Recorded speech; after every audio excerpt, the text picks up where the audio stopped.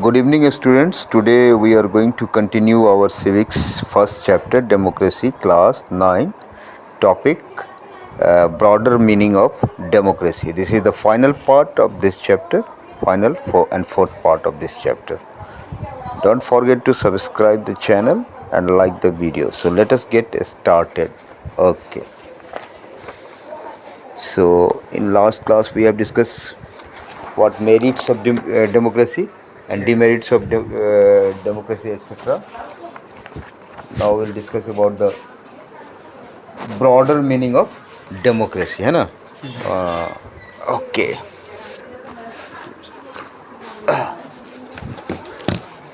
So in this chapter we have considered the meaning of democracy in a limited and descriptive sense.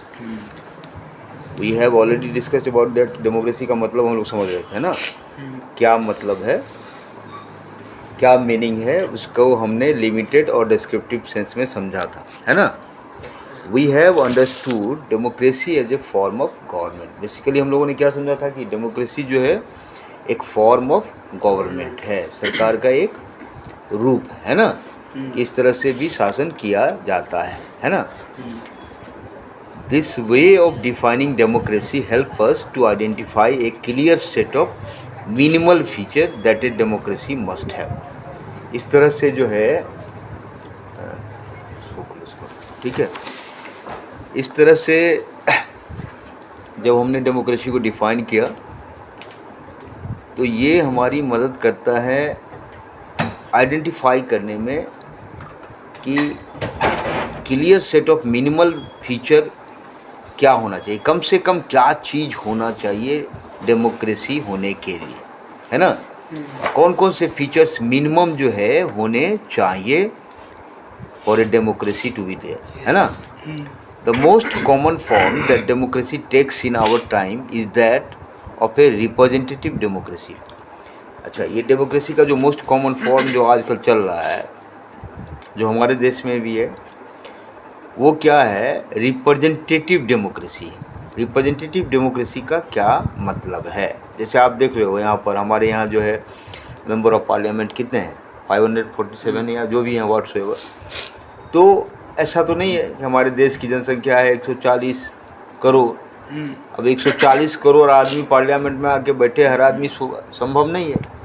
तो what we have done कि हमने constituency बना दिया कि भैया इतने सारे लोगों को ये एक आदमी रिप्रेजेंट करेगा, वो वहाँ का एमपी हो गया.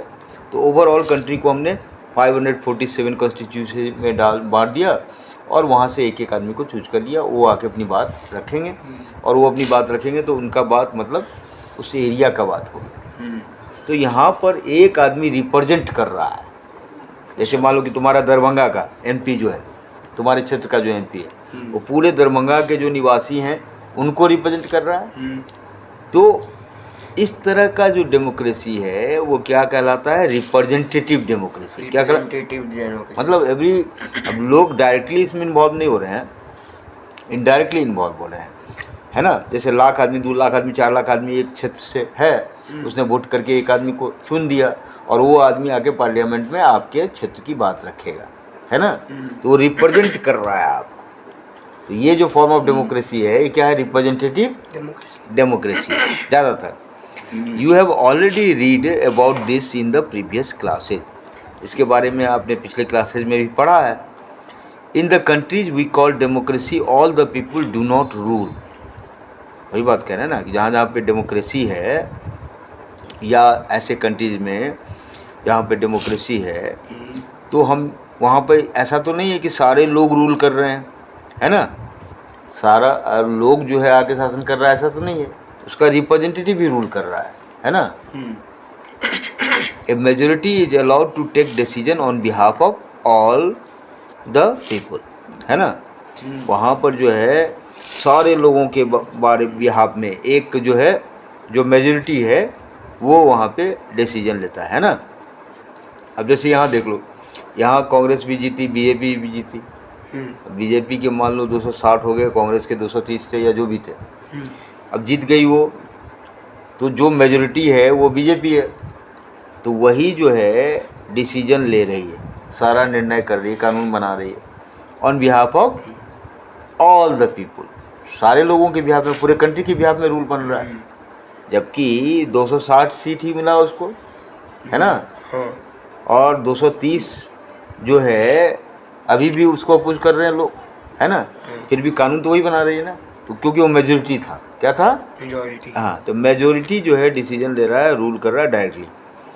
The majority of the people rule through their elected representative, यानी ज़्यादातर लोग जिसमें हैं वो शासन कर रहे हैं। कैसे शासन कर रहे हैं, तो थ्रू देयर इलेक्टेड रिप्रेजेंटेटिव, उनके जो रिप्रेजेंटेटिव है उनके द्वारा वो रूल कर रहे हैं, मतलब वो कानून बना रहे हैं। मेजोरिटी, समझ गए। जैसे 547 में बीजेपी का हो गया 260 समथिंग, कांग्रेस एंड जो दूसरा गठबंधन है उसका कम 230, तो मेजोरिटी किसको हो गया, बीजेपी को हो गया। तो मेजोरिटी मतलब ज़्यादा संख्या उसका है, तो वो उसकी सरकार बन गई। अब वही कानून बनाएगा और वही कानून देश में लागू होगा। तो पूरे कानून में चल रहा है पूरे देश में वो कानून। तो जो मेजोरिटी है वो रूल कर रहा है डेमोक्रेसी में, है ना। दिस बिकम नेसेसरी बिकॉज ये कह रहा है कि modern democracies involve such a large number of people that it is physically impossible for them to sit together and take a collective decision. अब ऐसा जो है ये रिप्रेजेंटेटिव सिस्टम जो करना पड़ा, उसका कारण क्या है। कारण ये है कि लोग हो गए ज़्यादा, है ना, बहुत सारे लोग हैं, large number of peoples are there. जैसे पूरे कंट्री में कितने हैं, 160 करोड़ हैं, 140 करोड़ हैं लोग तुम्हारे देश में, है ना। अब सारे के सारे एक जगह जमा होके वोटिंग करेंगे, ऐसा तो संभव नहीं है ना। इसीलिए रिप्रेजेंटेशन की व्यवस्था की गई, समझे ना। समझ गया। हाँ, दूसरा कारण ये है कि इवन इफ दे कुड, अगर ऐसा कर भी सकते वो, though citizen does not have the time, the desire और skill to take part in all the decision. अगर ऐसा पॉसिबल हो जाता कि सारे देश के लोग एक जगह इकट्ठे एक जगह खड़ा हो जाएं, जमा हो जाएं और वो वोटिंग करें, निर्णय कर दें, वहीं पर रूल बनाएं, अगर ऐसा संभव हो भी जाता तब भी लोग जो है इस बात के लिए इंटरेस्टेड नहीं है, उनकी इच्छा नहीं है कि अपना टाइम, अपना समय, अपना स्किल इसमें जो है वो लगाते रहें, अपना रोज़मर्रा का काम छोड़ कर। तो इसीलिए ऐसी व्यवस्था की गई कि भाई जिसमें रिप्रेजेंटेटिव जो है उनके बिहाफ में काम कर रहा है, कानून बना रहा है, सारा कुछ कर रहा है, और लोग अपना फ्री हैं। जैसे तुमने वोट दे दिया, अब तुम इस चीज़ से मुक्त हो गए ना कि क्या कानून बनाना है, क्या होना है, क्या नहीं होना है, इस चीज़ से फ्री हो गए। तुमने जिस पार्टी को वोट दे दिया वो पार्टी डिसीजन लेगी। तो ये कह रहा है कि अगर ऐसा हो भी जाता कि सारे लोग एक जगह इकट्ठा एक जमा हो भी जाते, तब भी लोगों के अंदर ये इच्छा नहीं है कि भाई ये रोज़मर्रा जो है हम लोग डिसीजन लें, निर्णय करें, ये कंट्री को रूल करें। तो ये इतना इस चीज़ के लिए लोगों के पास टाइम भी नहीं है, ठीक है। This give us A clear but minimal understanding of democracy, है ना। ये जो है डेमोक्रेसी के बारे में एक जो है मिनिमल अंडरस्टैंडिंग देता है कि क्या है डेमोक्रेसी, है ना, ठीक है। This clarity help us to distinguish democracy from non democracy. तो ये चीज़ जो है स्पष्ट करता है ये बात कि इसमें हम लोग जो है एक अंतर बना सकें। क्या अंतर बना सकें कि डेमोक्रेसीज और नॉन डेमोक्रेसीज में क्या अंतर है ना। But it does not allow us to distinguish between democracy and a good democracy. Democracy और नॉन डेमोक्रेसी में क्या अंतर है ये तो हम डिस्टिंक्शन कर सकते हैं, इसके लिए तो हमको अलाउ कर रहा है, ठीक है। लेकिन हमको ये इस चीज़ के लिए अलाउ नहीं कर रहा है कि डेमोक्रेसी और गुड डेमोक्रेसी में क्या अंतर है, ये भी समझना पड़ेगा। डेमोक्रेसी होना और गुड डेमोक्रेसी होना, है ना, दोनों सेम चीज़ नहीं है, ठीक है। It does not allow us to see the operation of democracy beyond government. ये तो हो गया, डेमोक्रेसी हम लोग समझ रहे हैं, लेकिन डेमोक्रेसी और गुड डेमोक्रेसी में हम लोग अंतर नहीं कर पा रहे हैं, और इस बात को नहीं समझ पा रहे हैं कि गवर्नमेंट जो चल रहा है तो ठीक है डेमोक्रेटिक माध्यम से चल रहा है ना, लेकिन अब गवर्नमेंट तो हमेशा जो है वोटिंग के आधार पे जो है सो कानून बना देगी, लेकिन वो कानून सही बना है, गलत बना है, या डेमोक्रेटिक है या नहीं है, ये सारा चीज़ अलग है, ये गवर्नमेंट से अलग बात है ना। तो हम ये डिस्टिंक्शन नहीं कर सकते हैं कि डेमोक्रेसी है तो गुड डेमोक्रेसी ही होगा, ऐसी कोई गारंटी नहीं है। इसको समझने के लिए हमको अदर एरिया को भी देखना पड़ेगा, तभी हम बता सकते हैं कि ये डेमोक्रेसी गुड डेमोक्रेसी है या नहीं है। ये बात कह रहा है कि for this we need to run to broader meaning of democracy. इसके लिए हमको डेमोक्रेसी का बड़ा मतलब समझना पड़ेगा कि ब्रॉडर मीनिंग, एक जो डेफिनेशन में मीनिंग है कि भाई सीधा सीधी आप कहते हो कि जिसकी जितनी संख्या वो ना जो है सो मेजॉरिटी हो गया तो वही जो है सो उसका डिसीजन चला तो डेमोक्रेटिक है, आप ऐसा कह देते हो। उससे आगे बढ़ के देखना पड़ेगा, है ना, सिर्फ नंबर गेम की बात नहीं होगी अगर ब्रॉडर मीनिंग ऑफ डेमोक्रेसी आपको समझना है। अब ये जो है नंबर गेम में तो ये भी होगा ना कि मान लो कोई गलत कानून बन जाए, है ना, सिर्फ इस आधार पे कि हमारे वोट ज़्यादा हैं तो हमने उस कानून को भी पास कर दिया, वो भी हो गया, तो वो भी तो डेमोक्रेटिक है डेमोक्रेसी की डेफिनेशन के हिसाब से, क्योंकि संख्या उनकी ज़्यादा है, उन्होंने डिसीजन ले लिया। लेकिन उन्होंने अगर गलत डिसीजन लिया है जो कुछ है, इसको आप कैसे समझोगे? तो इसीलिए कह रहा है कि अगर आपको ब्रॉडर मीनिंग समझना है तो फिर और भी चीज़ें देखनी पड़ेगी, सिर्फ गवर्नमेंट की बात नहीं होगी वहाँ पे, है ना। गवर्नमेंट तो अपना रूल बना रही है, लेकिन रूल बनाने का मतलब वो डेमोक्रेटिक रूल है या नहीं है ये भी समझना पड़ेगा, है ना। So we just read these statement, कह रहा है कि ये पढ़िए, आप ये स्टेटमेंट को पढ़िए। We are a very democratic family, whenever a decision has to be taken we all sit down and arrive at a consensus, my opinion matter as much as my fathers.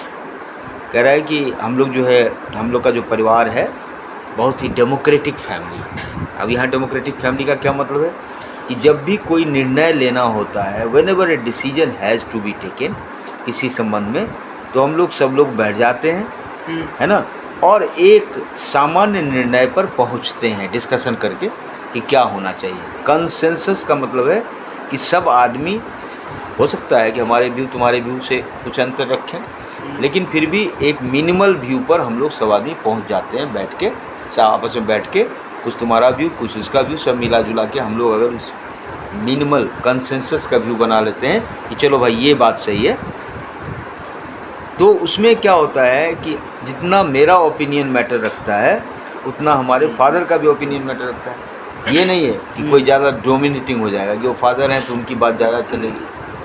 तो अगर ऐसा है कि भाई हमारा जितना opinion matter रखता है उतना ही हमारे फादर का भी रखता है, और उतने ही हमारे भाई का भी रखता है, उतने ही हमारे बच्चे का भी रखता है, तो फिर हम कह सकते हैं कि हमारा फैमिली जो है डेमोक्रेटिक फैमिली है। और अगर ऐसा होता कि नहीं भाई फादर आए जो निर्णय ले लिए वही इम्पोर्टेंट हो गया, या जो दादाजी आए वही जो इम्पोर्टेंट निर्णय ले वही हो गया, तो फिर ट्रू सेंस में वहाँ डेमोक्रेसी नहीं है ना, सही सेंस में वहाँ डेमोक्रेसी नहीं है। ठीक है। अब जैसे यहाँ पे कह रहा है कि don't like teacher who do not allow student to speak and ask question in the class. I would like to have teacher with democratic temperament. आप देखो अब यहाँ पर आ गया, कह रहे हो यार मुझे ऐसे टीचर पसंद नहीं है क्या, जो क्या करते हैं अपनी बात थोप देते हैं, वन वे कम्युनिकेशन करते हैं, है ना। I would like to have a teacher, अब यहाँ पर एक टर्म यूज कर रहा है कि मुझे ऐसा टीचर पसंद है जिसका डेमोक्रेटिक टेम्परामेंट है। टेम्परामेंट का मतलब नेचर।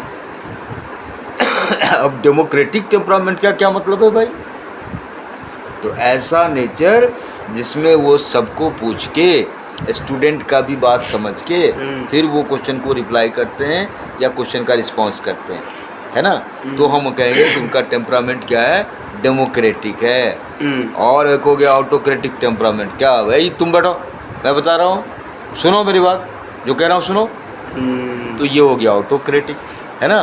तो कह रहा है ऑटोक्रेटिक यानी थोड़ा वो, हाँ अपनी बात कह रहे हैं, वन वे कम्युनिकेशन है। डिक्टेटरशिप वाला नहीं, डिक्टेटरशिप नहीं हुआ, उसमें रिप्रेजेंटेशन आपको नहीं मिल रहा है, आपको बोलने का मौका नहीं दिया जा रहा। तो वही हम यहाँ पर समझा रहे हैं डेमोक्रेटिक टर्म का क्या मतलब होता है।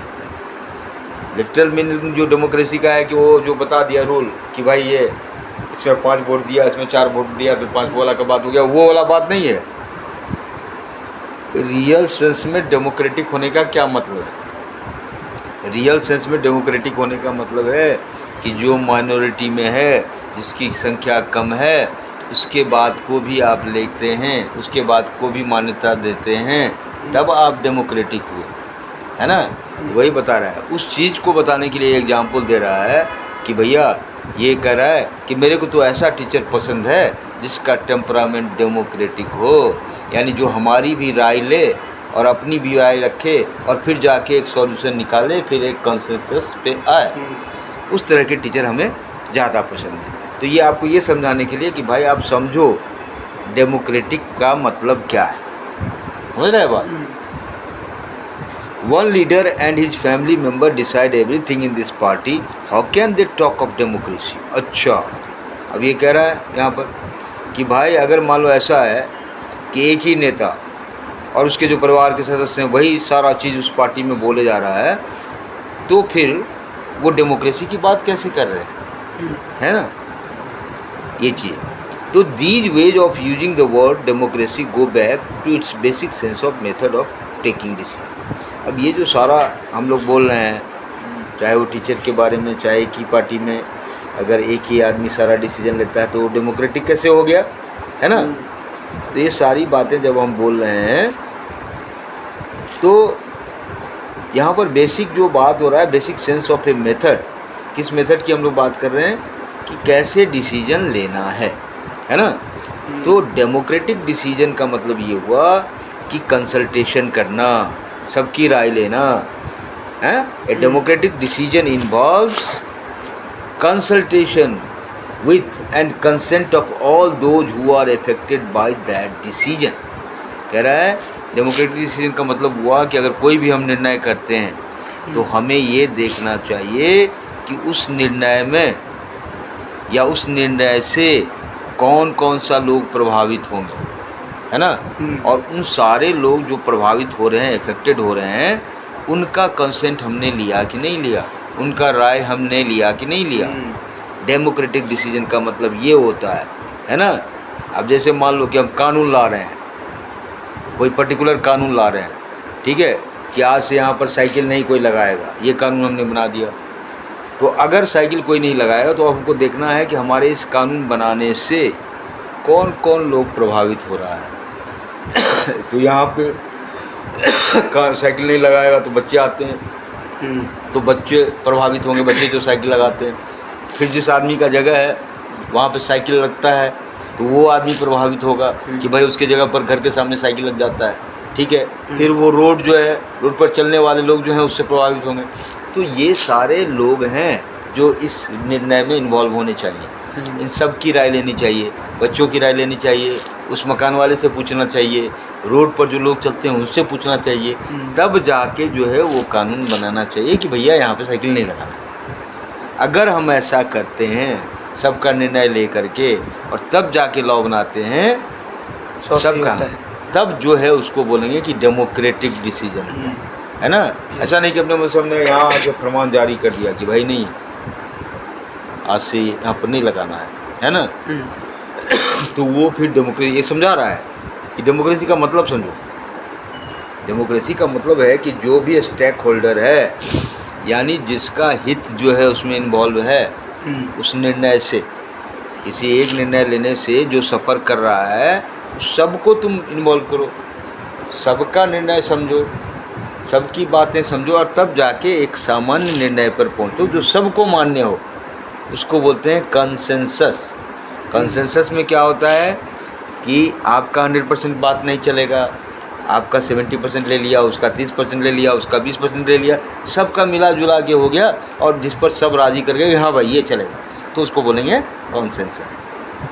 समझ गया। हाँ, तो ऐसा अगर डिसीजन होगा जब हम सबको इन्वॉल्व कर लेंगे, किसको किसको इन्वॉल्व करेंगे, तो जो उस कानून से प्रभावित होने जा रहे हैं उनको इन्वॉल्व कर लेंगे, तब हम कहेंगे कि ये डेमोक्रेटिक डिसीजन है। Those who are not powerful have the same way in taking the decision as those who are powerful. कहने का मतलब है कि जो पावरफुल नहीं है या जो पावरफुल है, पावरफुल तो डिसीजन ले ही रहा है, लेकिन जो पावरफुल नहीं है उसको भी उतना ही हक है डिसीजन लेने का जितना पावरफुल को है।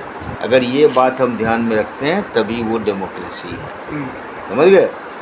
कह रहा है this can apply to a government or a family और एनी अदर ऑर्गेनाइजेशन। ये बातें कहीं भी लागू हो सकती हैं, चाहे वो सरकार के क्षेत्र में हो या परिवार के क्षेत्र में हो या किसी ऑर्गेनाइजेशन के क्षेत्र में हो। निर्णय लेने की जो प्रक्रिया है वो क्या है ये देखना पड़ेगा। सरकार क्या आनन फानन में कानून लाती है और पास कर देती है तो फिर ये डेमोक्रेटिक बात नहीं हो गई। ब्रॉडर मीनिंग ऑफ डेमोक्रेसी में ये चीज़ नहीं आएगा, कानून तो बन जाएगा उसका।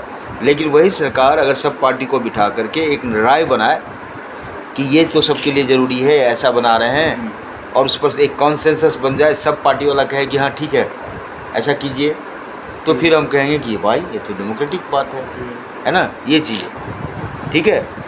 परिवार में ही अगर सबकी राय लेकर के कोई पर्टिकुलर काम किया जाता है तो डेमोक्रेटिक भी माना जाएगा, और नहीं इंडिविजुअल अगर डिसीजन लेता है तो फिर ऑटोक्रेसी हो जाएगी। तो डेमोक्रेसी का ब्रॉडर मीनिंग ये है कि भाई जो जो उस डिसीजन से इफेक्ट होना है जिसको, उसको आपने पूछ लिया कि भाई ये डिसीजन हम लेने जा रहे हैं, इसमें तुम्हारा क्या है कहना या तुम कैसे उसको लेते हो, ये अगर हम राय ले लेते हैं, उसकी भी व्यूज़ को समझ लेते हैं और फिर जाके हम डिसीजन लेते हैं तो फिर वो डेमोक्रेटिक डिसीजन है। ठीक है। Thus democracy is also a principle that can be applied to any sphere of life. आप ये कह सकते हो कि डेमोक्रेसी यहाँ पर सीधे हमने बता दिया, डिफाइन कर दिया कि भाई ये रूल बाय मेजोरिटी दिस वो चीज़ नहीं है। डेमोक्रेसी आप एक तरह से समझ लीजिए, डेमोक्रेसी को आप प्रिंसिपल कह सकते हैं, सिद्धांत कह सकते हैं। क्या सिद्धांत है? तो ऐसा सिद्धांत है जो किसी भी क्षेत्र में, ज़िंदगी के किसी भी स्फीयर में उसको लागू किया जा सकता है। ये एक ऐसा प्रिंसिपल है, यानी हर जगह आपको ये सवाल उठेगा कि whether you are democratic or not, है ना। Sometime we use the word democracy not to describe any existing government but to set up an ideal standard that all democracy must aim to become. कई बार हम democracy का नाम इसलिए लेते हैं कि किसी पर्टिकुलर गवर्नमेंट के बारे में बताने के लिए नहीं, बल्कि to set up an ideal standard that all democracy must aim to become. यानी हर जो डेमोक्रेसी है उसको कैसा बनना चाहिए, उसके लिए एक आइडियल स्टैंडर्ड, मतलब ये है। आइडियल का मतलब ये हुआ कि आदर्श चीज़। हाँ, आइडिया नहीं, आइडियल मतलब ये चीज़ होता है तो उसको सुंदर बोलेंगे, है ना। आदर्श है, कहते हैं फलाना आदर्श पर्सनैलिटी है, मतलब उसके अंदर कुछ अच्छा गुण है। तो आदर्श डेमोक्रेसी का क्या मतलब है, मतलब सही सेंस में डेमोक्रेसी का क्या मतलब है ना। कह रहा है true democracy will come to this country only when no one goes hungry to bed. असली डेमोक्रेसी तभी इस देश में आएगी जब सबको खाना मिल जाए और कोई बिना खाना के जो है बिछावन पे ना जाए।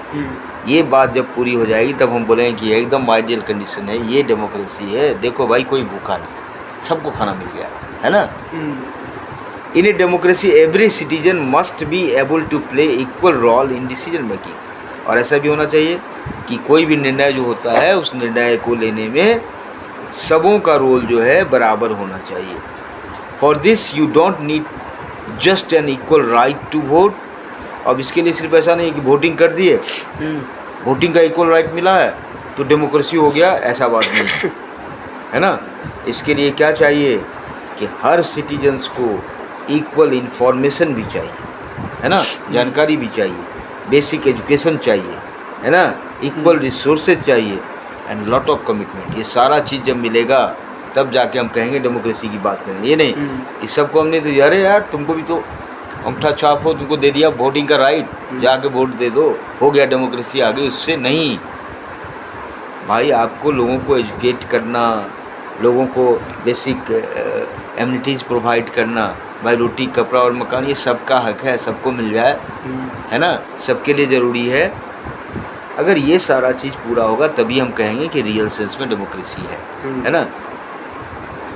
If we take these ideas seriously then no country in the world is a democracy. और ये सब आइडियल्स है, इसके आधार पर हम कहेंगे कि हाँ भाई आइडियल डेमोक्रेसी है।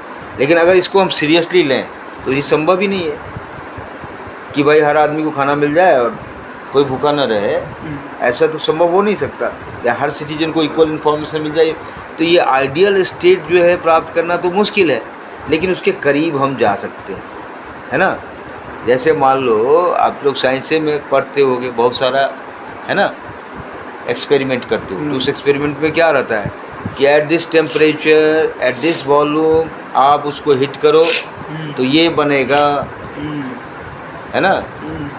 तो वो आइडियल स्टेट है, लेकिन एक्चुअल में जब आप एक्सपेरिमेंट करते हो तो उसका रिजल्ट कुछ थोड़ा सा अलग हो जाता है। तो आइडियल कंडीशन को प्राप्त करना, अचीव करना 100% नहीं हो पाता, उसमें कुछ ना कुछ एरर्स हो जाते हैं, कुछ ना कुछ ये हो जाता है। तो वही बात कर रहा है कि आइडियल डेमोक्रेसी का मतलब तो ये है कि हर आदमी एकदम सुख शांति से हो, हर आदमी जो को खाना मिले, हर आदमी को हर इन्फॉर्मेशन मिले, हर आदमी को हर चीज़ डिसीजन ले, वो है आइडियल।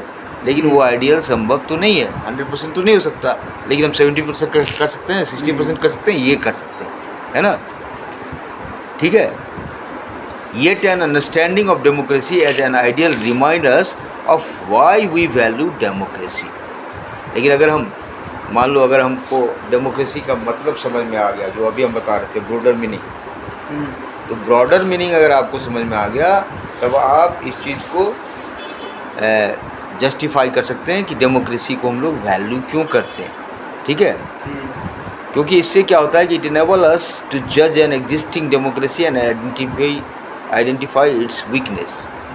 अब अगर हमको मान लो रियल सेंस में हमने डेमोक्रेसी का मतलब समझ लिया कि ये होता है, तो हम जज कर सकते हैं, निर्णय कर सकते हैं किस चीज़ के बारे में, कि अभी जो हमारे यहाँ जैसे डेमोक्रेसी है वो एक्चुअल में डेमोक्रेसी है या नहीं है, या फिर हम इस डेमोक्रेसी के वीकनेसेस क्या हैं। जब हमको डेमोक्रेसी का ब्रॉडर मीनिंग पता रहेगा तभी हम जज कर सकते हैं कि हमारे कंट्री में जो डेमोक्रेसी है या दूसरे कंट्री में जो डेमोक्रेसी है उसमें वीकनेसेस क्या है, कमियां क्या है ना। तो in this book we do not deal much with this expanded notion of democracy. कह रहा है यहाँ पर जो हम लोग पढ़ाई कर रहे हैं उसमें हमको इतना डिटेल एक्सपेंशन में नहीं जाना है डेमोक्रेसी टर्म का, है ना। उससे हम लोगों को नहीं अभी डील करना है। Our focus here is with some core institutional feature of democracy as a form of government. हमको मुख्य रूप से ये समझना है कि जहाँ पे भी democracy as a form of government है तो उसमें के क्या क्या फीचर होते हैं, क्या क्या गुण होते हैं, इस बात को हमको समझना है। अभी हमको उस एक्सपेंडेड नोटेशन में नहीं जाना है ना। Next year you will read more about a democratic society and ways of evaluating our democracy. कह रहा है अगले साल अगले क्लास में आप और ज़्यादा डिटेल में डेमोक्रेसी के बारे में पढ़ोगे और वहाँ पर हम लोग डिस्कस करेंगे कि एक्चुअल में डेमोक्रेटिक सोसाइटी क्या होता है और कैसे हम डेमोक्रेसी का इवैल्यूएशन करेंगे, मूल्यांकन करेंगे। ये हम लोग अगले क्लास में पढ़ेंगे। अभी हम लोग फीचर से कंसर्न्ड है, अभी हम लोग बेसिक चीज़ समझना चाहते हैं कि डेमोक्रेसी का मतलब क्या होता है ना, या किसी डेमोक्रेटिक फॉर्म ऑफ गवर्नमेंट है तो उसमें होता क्या है, वोटिंग वगैरह के बारे में। तो इतना ही हमको अभी समझना है, और इससे आगे अगर एक्सपेंडेड नोटेशन में जाना है तो अगले साल जो है नेक्स्ट ईयर में जो है आप उस चीज़ को ज़्यादा डिटेल में समझेंगे जब हम लोग डेमोक्रेटिक सोसाइटी की बात करेंगे और डेमोक्रेसी को इवैल्यूएट करेंगे। ठीक है। कह रहा है at this stage we just need to note that democracy can apply to many sphere of life and that democracy can take many form. अभी के स्टेज में हमको सिर्फ यही समझना है कि डेमोक्रेसी जो है ज़िंदगी के कई क्षेत्रों में जो है सो ये लागू हो सकता है।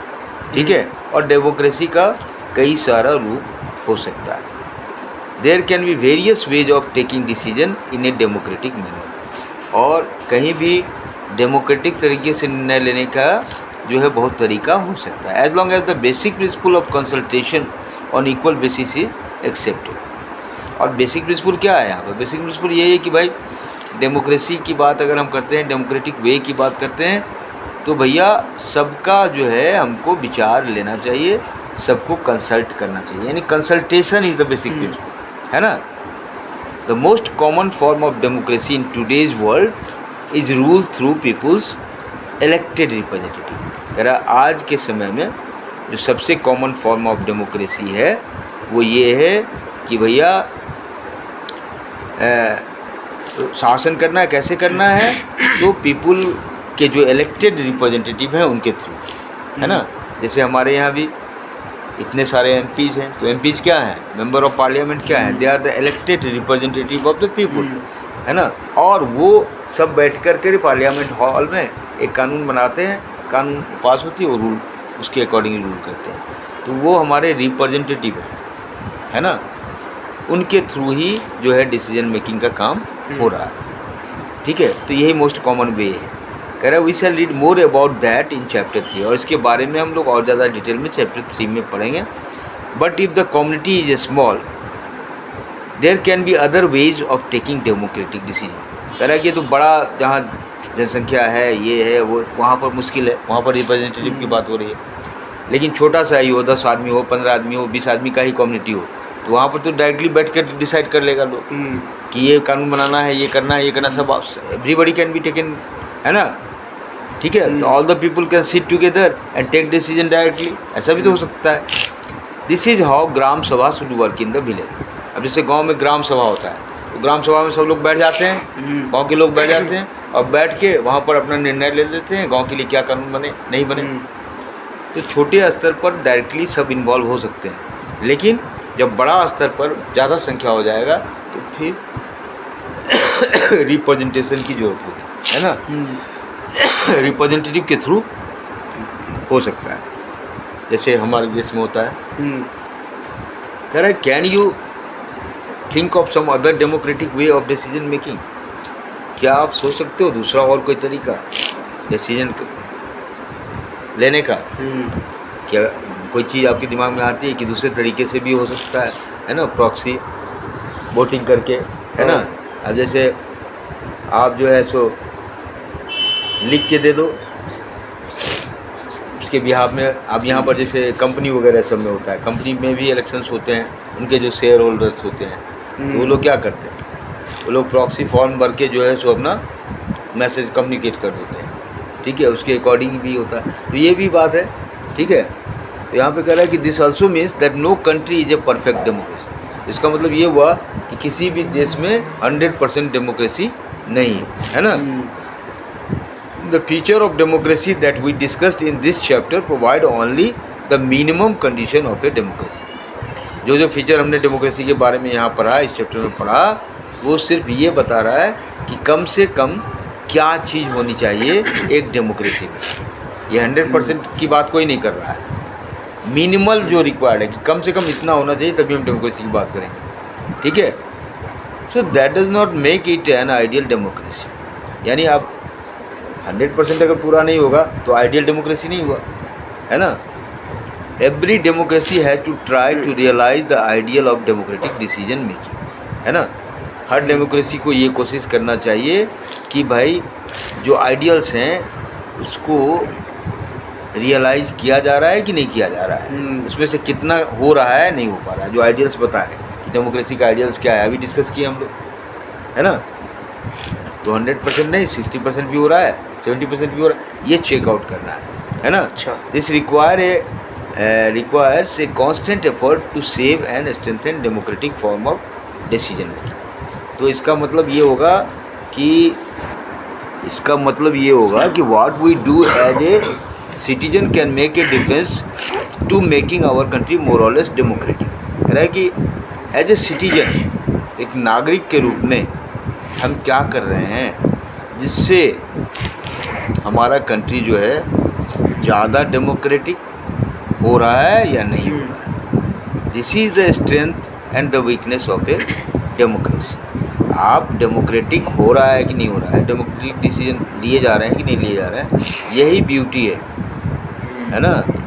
किसी भी डेमोक्रेसी की सुंदरता उसी में है कि भाई सबके हितों का ध्यान रखा जा रहा है, एक कॉन्सेंसस है कि नहीं है, तभी हम कहेंगे, है ना। The fate of the country depends not just on what the rulers do but mainly on what we as citizen do। कह रहा है किसी भी देश का भाग्य सिर्फ इस बात पर नहीं निर्भर करता कि शासक क्या कर रहे हैं, बट मुख्य रूप से जो लोग हैं उन पर निर्भर करता है। एज ए सिटीजन हम क्या कर रहे हैं, सिटीजन हम डेमोक्रेटिक हैं कि नहीं, है ना। This is what distinguish democracy from other government. और यही कारण है कि अदर फॉर्म ऑफ गवर्नमेंट जो है उससे डेमोक्रेसी अलग क्यों है, क्योंकि यहाँ इंडिविजुअल जो है, सिटीजन्स जो है वो उसमें इन्वॉल्व है और वो उस चीज़ को डेवलप करता है ना। Other forms of government like monarchy, dictatorship और one party rule do not require all citizen to take part in the politics. Other form of जो गवर्नमेंट है उसमें सारे लोग नहीं इन्वॉल्व हो पाते, चाहे मेरा मोनार्ची है या डिक्टेटरशिप है। मोनार्ची में क्या होता है, राजा ही सारा डिसीजन लेता है।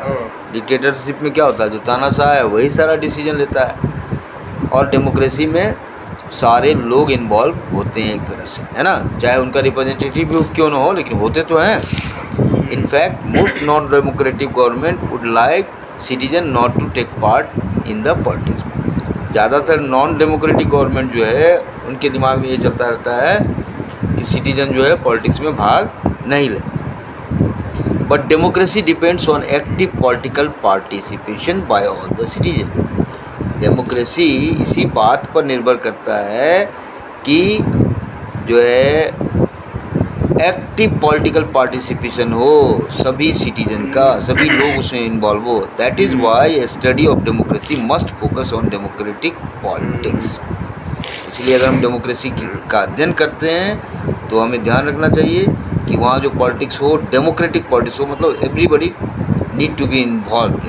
अब किस तरह से इन्वॉल्व होंगे वो डिपेंड करता है कि वहाँ का सिचुएशन क्या है, नहीं है, उसके अकॉर्डिंग, ठीक है। तो this was all which we have discussed in this particular lecture and broader meaning of democracy, ठीक है। Expanded form notation of democracy वो उतना ज़्यादा आपको नेक्स्ट क्लास में पढ़ना है, ज़्यादा डिटेल्स में उसको, अभी तो बेसिक फीचर ही पढ़ना है। लेकिन आपको दिमाग में रखना है डेमोक्रेसी का मतलब ये सारा चीज़ होता है। So at this note we end this chapter. So this is finished.